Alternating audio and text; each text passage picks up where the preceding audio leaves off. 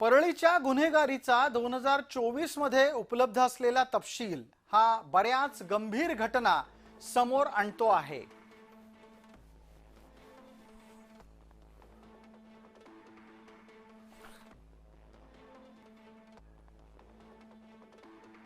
परळीच्या तिन्ही पोलीस ठाण्याच्या हद्दीमध्ये मागील वर्षभरात 109 मृतदेह आढळले आहेत। परळी शहर आणि ग्रामीण परिसरात दर 3 दिवसांनी एक मृतदेह आढळतो आहे।